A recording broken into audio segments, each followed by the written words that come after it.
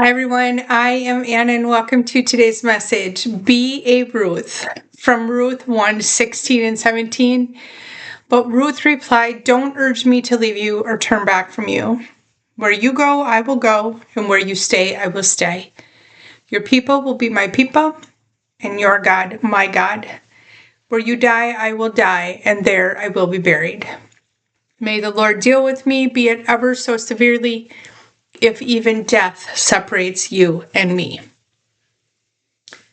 Now, if you have never heard the story of Ruth in the Bible, I would like to share it with you today. I'm going to skip over a little bit of the first part and get to the point of today's message up front.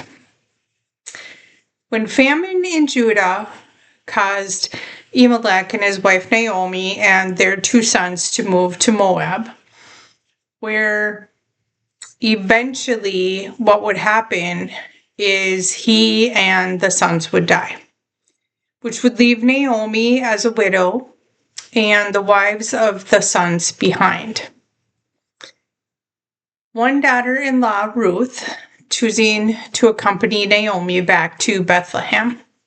Now, the verse above are Ruth's famous words, emphasizing her loyalty to both her mother-in-law and to God. And when you hear this in the beginning, however sad, it helps you to understand that God makes all things for good. So now the rest of the story will make sense to you.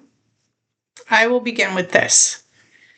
Ruth is a Hebrew name, which means companion or friend. So it is no coincidence at all that her name alone spoke of her destiny. Now, back in Genesis, you find out that Ruth was one of the women of Moab and related to Israel directly through Lot, who was the nephew of Abraham. And she married her Israelite husband, who died along with his father and brother, Naomi's husband and sons. So Ruth had a choice to make. She could remain in Moab with her, where her husband died, where she was alone, or she could go with Naomi into a place that she did not know, which is Bethlehem, which resides in the territory of Judah. And Judah in Hebrew means the house of bread, which is very significant in that it would eventually become the birthplace of King David, which is a location of lineage which leads directly to Jesus. Now, you're aware that Ruth went with Naomi. So why do you think I decided to share this story with you today? Well, for a few reasons. Despite having lost her husband, Ruth adored Naomi, and she had sympathy for her, and she wanted to remain with her. Plus, Naomi had been a great teacher for her. She had come to know God well. But mostly, I want to explain redemption and the power of faith. And this is the most notable story in the Bible to explain it to you. You see, Ruth, she showed remarkable faith, even though she was young. She believed there was a purpose for her, despite having lost her husband. She believed God and who he said he was. And she believed that she and Naomi would be provided for by God. She had faith and believed in what she hoped for and assurance of what was not seen. Once they reached Bethlehem, Ruth went to gather leftover barley in the field of a man named Boaz, which is called gleaning. Now, there was a law at the time that allowed the poor to gather the leftovers from the field. This is how she and Naomi ate. It is and was a basic form of welfare, in a way, by gathering the leftover crops, the leftover pieces of grain that you could collect from the ground. Well, she just happened to be working in Boaz's field, and he was a wealthy and influential relative of Naomi's husband. And it was where Boaz first encountered Ruth. Because he was a godly man, he realized what was happening, and he directed his workers to leave extra grain for her, which was out of his love and kindness, and realizing that she was being loyal to Naomi. And so he gave her some form of protection by doing this. And Ruth worked hard every day, from morning until evening, separating the grain from the husk, and by the end of the day had gathered around half of a bushel, which she brought back to Naomi. Now, what Ruth didn't know is that as she was working incredibly hard, she was also being blessed in an incredible way. You see, this work was setting the stage for Ruth to eventually marry Boaz, which is goodness brought from tragedy because of her loyalty and her care for Naomi and because of the divine orchestration of a very mighty God. Ruth was being prepared and refined. She was alone in the field, but she was never really alone. And nothing at all deterred her from believing in the faithfulness of God.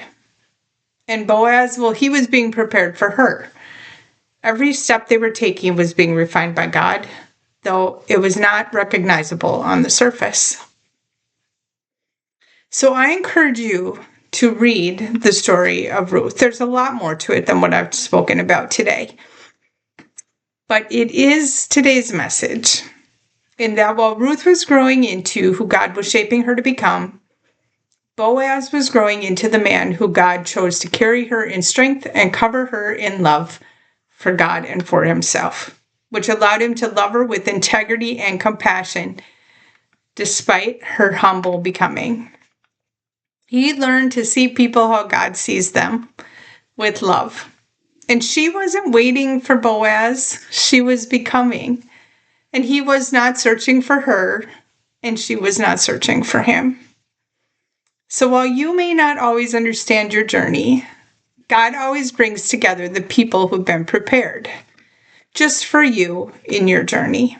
This is his timing, and we sometimes have to wait for it, which can feel a little daunting. And we might have to suffer a little while we wait, but God always comes through.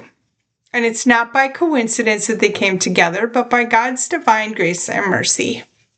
You see, they were readied for each other by God's design. And what seemed like everyday life was actually preparation.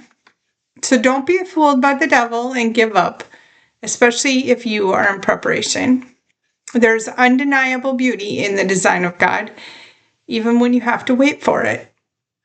And this isn't a love story as one might see it, but a testament to God's care by fulfillment of a heart's desire in bringing out the purpose of God using ordinary people and ordinary events to complete a journey chosen specifically for them, just like yours is chosen specifically for you.